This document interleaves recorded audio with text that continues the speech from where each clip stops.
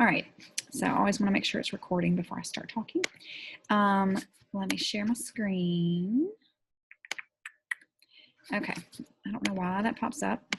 All right, so what we're talking about in this one is the endocrine system, and I'm just going to do all of the crazy here. I'm going to do all of the endocrine system I can statements together because it's really hard to kind of parcel out which ones should be separate. And then if you have questions about the endocrine system, that way you can just watch this one video and hopefully it won't be too long. All right, so the first thing is I can explain signal transduction in the endocrine system. All right, the endocrine system is all about your cells or your body talking to other parts of your body.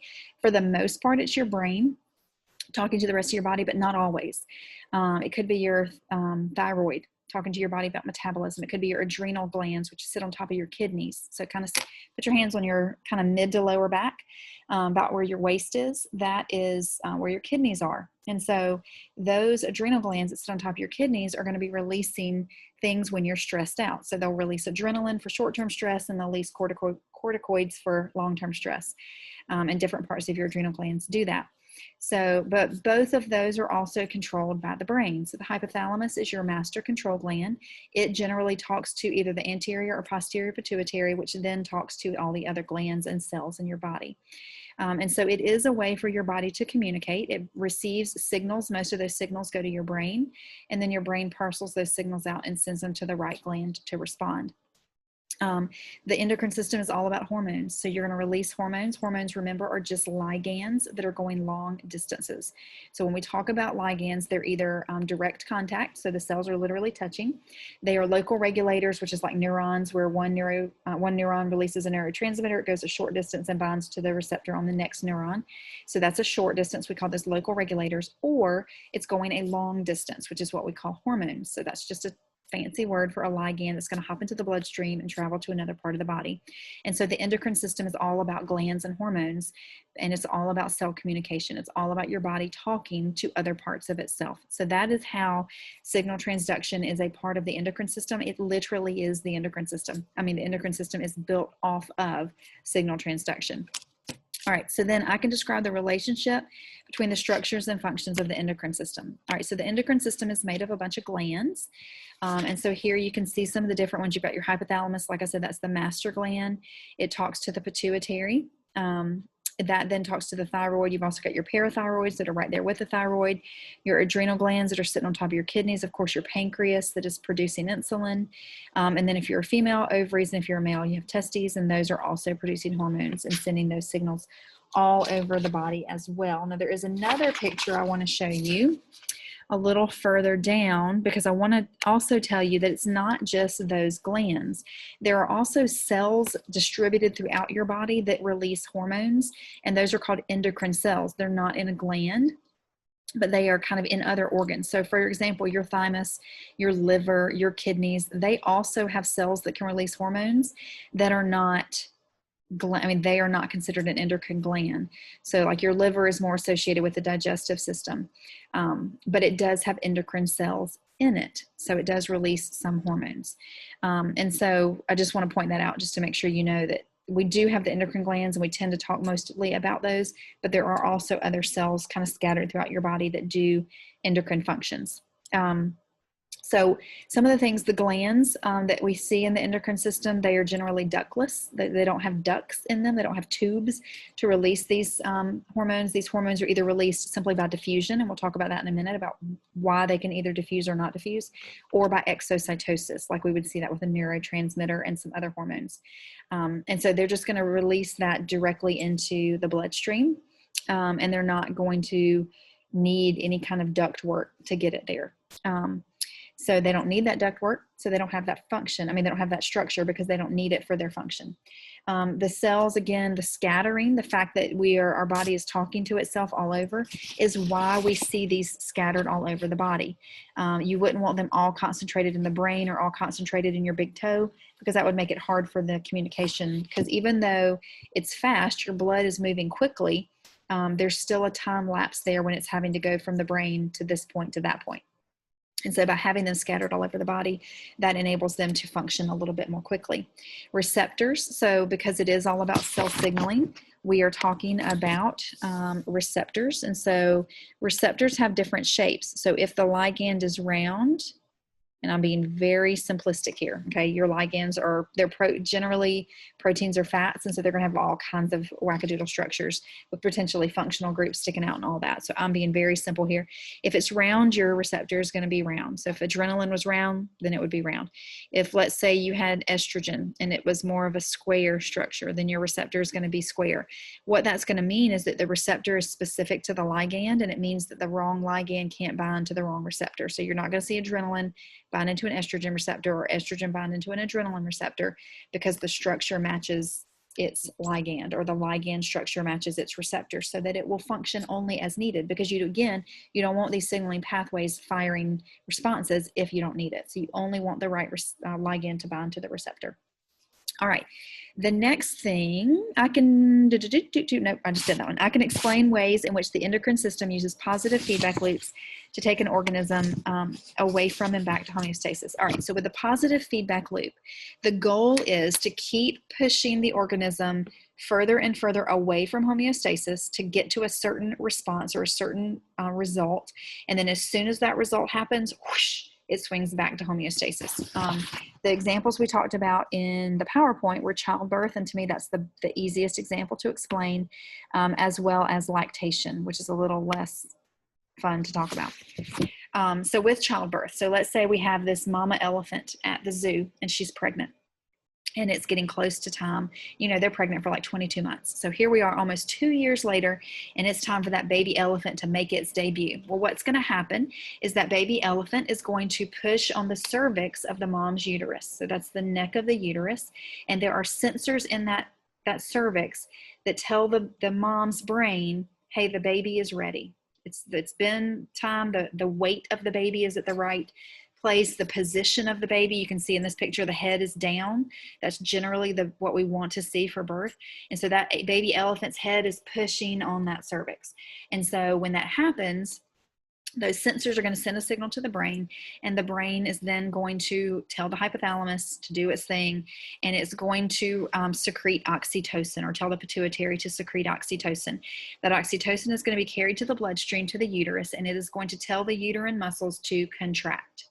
So to, picture your muscles contracting in your arms or your legs. It's going to tell that uterus to contract. And so when it contracts, it's going to push on that baby, and that baby's head is going to get pushed down against those cervical sensors again. That's going to send another signal to the brain. It says, hey, baby's still here. And so it's going to produce more oxytocin. So it's going to make those contractions stronger. And so if you've talked to someone who's had a baby, generally over time, or an elephant, although I don't know how much she can tell you, but what you would hear is that those contractions get stronger and closer together. And the reason for that is, as that uterus contracts and that baby pushes down, that cervix is going to send another signal to the brain, hey, we're still not there yet, baby's still here.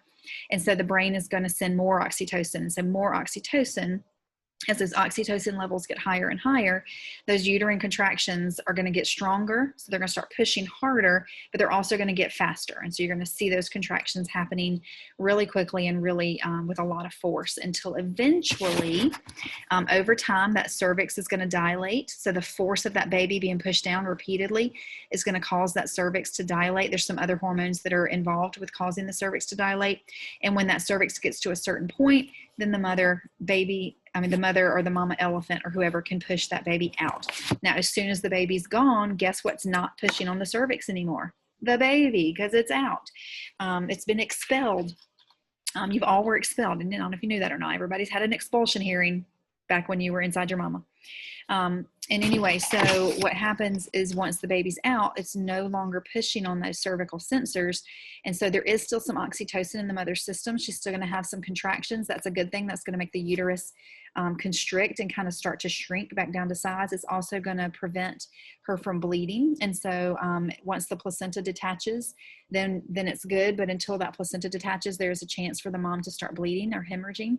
And so that contractions after the baby's out are going to make sure that doesn't happen. So that extra oxytocin in the blood is going to cause that uterus to contract and start shrinking back down to size. But as that oxytocin gets broken down, the mom's going to go back to normal, to homeostasis. Labor is going to end. Everything's going to be good because everything's out of her that needs to be out of her. And so it takes the mom back to homeostasis once you get the result of childbirth. But you got to get that baby out of there so it's not pushing on those sensors. So that would be an example of positive feedback. With negative feedback, I'm going to go, I'm actually going to look at, I was going to do blood glucose, but I feel like y'all do that one so much in Project Lead the Way that I hate to go over that one again and again. So let's look instead at calcium levels. Same idea as blood glucose. You have two antagonistic hormones, and I'm just going to talk about one to start with just to get the idea of negative feedback, but then we'll talk about how they work against each other and together to maintain a really narrow level of homeostasis. So with negative feedback, what happens? So with positive feedback, mom is at homeostasis and we're going to push her away until we get the result that we want, and then she comes back. With negative feedback, something causes that person to get away from homeostasis, or that dog or cat or elephant or whatever, to get away from homeostasis, and we're going to pull them right back. So negative feedback is not going to allow the organism to get away from homeostasis, or not for long. And so what we see here, for example, that the calcium level is getting too high. The thyroid is going to be the brain and or the thyroid. Somewhere in the body, there's a sensor that is constantly measuring blood calcium levels. There's also a sensor that's measuring water levels in the blood. That's going to control the kidney function. There's another sensor that's measuring pH of the blood, because carbon dioxide in the blood can turn to carbonic acid. And so if the blood is too acidic, that means there's too much carbon dioxide and the person needs to breathe faster. So that your response would be to have to breathe faster. That's why we breathe faster when we exercise, because that pH changes. But anyway, and then you also, of course, have sensors measuring the blood glucose level and a whole bunch of other things too. But so there's somewhere in the brain or in the thyroid that is reading the calcium level in the blood. And it says, whoa, whoa, whoa, we've got too much calcium in the blood. Maybe the person ate a bunch of cheese or drank a bunch of milk, or something else for whatever reason happened to get more calcium in that blood. That thyroid is going to release calcitonin. Calcitonin is going to tell bone cells to absorb calcium, because that's where we store most of our calcium. It may tell some other cells too, and so that blood calcium level is going to fall back to normal. Okay, so if we get away from homeostasis, that level rises. Calcitonin is going to bring us back to normal. Okay. However, if the opposite happens, if for some reason our blood calcium level falls, the parathyroid gets the signal, either from the thyroid or the brain. I don't know the specifics there, but you can Google it if you want. The parathyroid is going to get a signal that, hey, our calcium levels are a little low, and it's going to release a hormone creatively called the parathyroid hormone. And that parathyroid hormone is going to tell the bone cells to release some calcium. And so that stored calcium is going to be released. Blood calcium is going to go back to normal, back to homeostasis. And so then it will stop producing that parathyroid hormone. So a negative feedback loop is one where a signal causes a chemical to be produced. That chemical hormone is produced. It brings us back to homeostasis, and then that signal stops. So we don't keep producing calcitonin once we get back to homeostasis, because we don't want our blood calcium level to keep falling. Now, if you had some kind of mutation or some kind of problem, then you might see that happening. But for the most part, under normal conditions for normal, healthy people like us, we don't see that happening. And so what we see when we have, normally we would just see a half of this. Okay, that would be one negative loop. This is actually a second negative feedback loop down here. When we see two loops working together with two hormones that are working oppositely, so calcitonin is going to lower blood calcium level, parathyroid hormone is going to raise calcium blood level, or blood calcium level, what we're seeing here is something that needs to be really tightly controlled. It's basically like having one foot on the gas and one foot on the brake. I don't know if you've ever had to drive like that, like in a line at a bank or a drive-through. Sometimes you might have, you know, one foot on the gas so you can kind of ease up, and then but a foot on the brake because you don't want to go far, or your feet are kind of hovering right above them. That's kind of what's happening here. We have calcitonin, which is our brake, and we have parathyroid hormone, which is our gas, and we want to be able to make small adjustments to each of those to keep our blood calcium level right where we want it. We're going to see these antagonistic hormones, these hormones that work against each other, when we need really tight control. We don't want our blood calcium level swinging one way too far or the other. It can cause problems for our kidneys because they're going to be filtering that extra calcium out. It can cause kidney damage. So we don't want that. We want to keep our blood calcium level right where we need it. Same thing with glucose. If your glucose gets too high or too low, you can have some big problems. And so we want to keep that blood glucose level in a really narrow range. And when you see that, when you see these two hormones, these antagonistic hormones, it's because we need them to work to keep that homeostasis really well controlled. All right, the next thing we're going to talk about is hormones. There are two main types of hormones, and for this I want to switch over to this little guy. And they are peptide and steroid hormones.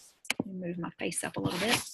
And so peptide is just, if you'll remember, peptides are the bonds that hold proteins together. So sometimes we call a protein a polypeptide. So when we talk about peptide hormones, we're just talking about protein-based hormones. Steroids, if you'll remember, a steroid is a type of lipid. It's usually made of like 4 rings that are hooked together. And so when we talk about steroids, we're basically talking about a lipid hormone. Now, lipids we know are non-polar or hydrophobic. It just so happens that our protein hormones, proteins can be either. They can be hydrophobic or hydrophilic, but the kind that we make as hormones, they're going to be polar or hydrophilic. I guess because the hydrophobic is taken care of over here, we don't make hormones that are hydrophobic, that are peptides, sorry. We don't make peptide hormones that are hydrophobic. There we go. What this means, if you think about a cell membrane, okay, you got your phospholipid bilayer, the center is nonpolar. Things that are nonpolar can go right across. Things that are polar, polar, they're going to be rejected, okay? So they're going to try to get across, but those nonpolar tails say, not happening.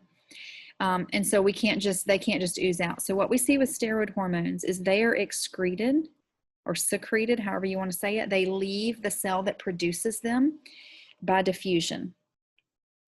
Okay, so they just literally diffuse right across that cell membrane out into the blood.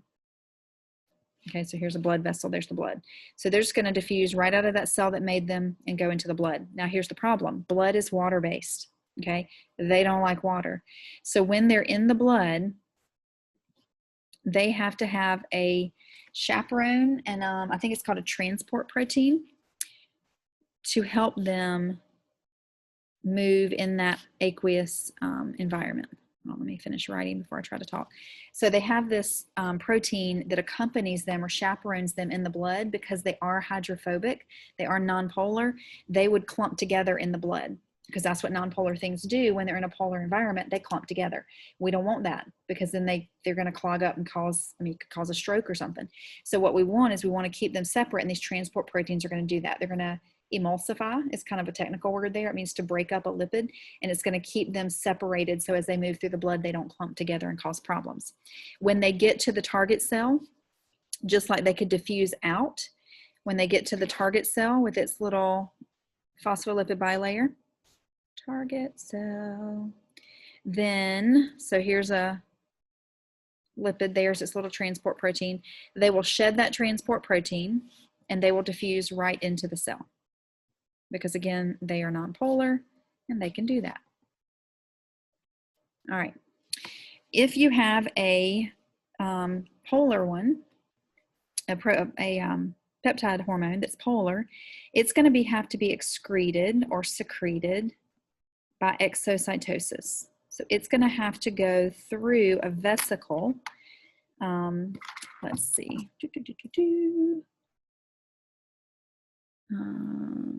It's not really how I wanted to draw that, but anyway, there's the vesicle. It's got, let's do this one in red, just so that you can see it and you can tell it's a different one. So it was produced in a vesicle, or produced in the cell and put in a vesicle by the Golgi. That vesicle then went to the cell membrane, fused with it, and it will then open up. And when it opens up, that protein will be released, okay? So it's excreted by exocytosis. Okay, proteins are hydrophilic. They like water. Blood is water-based. When these guys go into the blood, they can just travel just like they are. So they travel in the blood as is. In other words, as they are. They don't need anything extra to travel in the blood. Then when they get to their target cell, they're going to have to bind to a plasma membrane receptor because they can't diffuse into the cell. So the target cell, they're going to diffuse into the steroids are going to diffuse into the target cell and bind to an intracellular receptor. Okay, I forgot to put that on there. But these are going to have to bind outside the cell because they're polar. They can't cross that membrane to a plasma membrane receptor.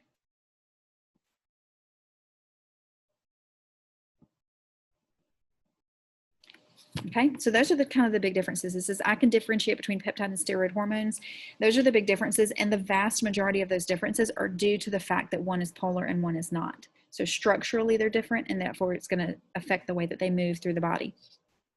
I can explain the way in which glands around the body communicate with each other. Hormones. So when a gland wants to talk to another gland or to another part of the body, so sometimes they're talking to another gland. When a gland talks to another endocrine gland or cell, it's going to have to use a specific kind of hormone called a tropic hormone. Now that could be peptide or it could be steroid. Okay, it doesn't matter. That's different. But this is the adjective we use for hormones that talk to other glands. For example, TSH, thyroid stimulating hormone, is a hormone that's released from the pituitary that goes to the thyroid and binds to it to stimulate it. That would be a tropic hormone because it is going from one gland, the pituitary, to another gland, the thyroid. Adrenaline is not a tropic hormone because adrenaline is going to leave the gland and go to some non-endocrine thing. So for example, it might go to your heart and tell your heart to beat faster. Okay, the heart is not an endocrine gland.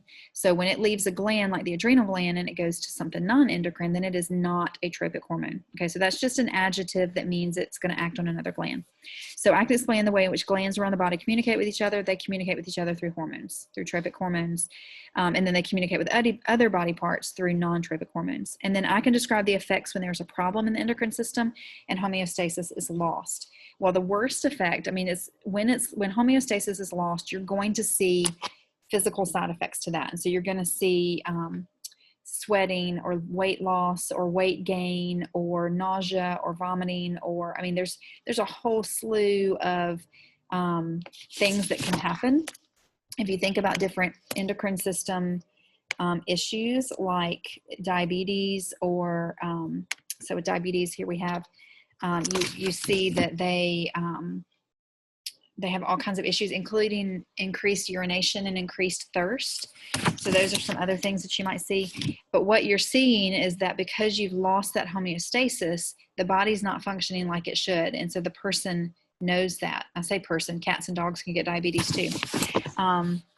Another one that we talked about in here was Graves' disease. Okay, so Graves' disease is where antibodies bind to that TSH receptor on the thyroid and keep it stimulated all the time. And so basically their body thinks that they need to speed up their metabolism. And so they are a lot of times fidgety, have a high temperature because their body's just working so hard all the time. They sweat, they lose weight, their blood pressure is high. There's all kinds of things that happen. And so best case scenario, mild effects. Medium case scenario, somewhat severe effects. Okay, and we see that with things like diabetes and Graves' disease. Worst case scenario, if your endocrine system loses homeostasis completely, it can lead to death. And so there are instances of that. Sometimes you'll have people that their cause of death is, some part of their endocrine system is not maintaining homeostasis. And so their temperature got too high, or their temperature got too low, or their blood sugar got too high or too low, or their blood calcium got too high or too low. I mean, there's all these things the endocrine system is controlling, and any one of those can cause a disease or a disorder. On the milder side, or a very severe effect could be death. So that's what happens when homeostasis is lost. And I think that's it. If you've got any questions about the endocrine system, let me know. I'm going to stop sharing this and stop recording, but that's all for the endocrine system.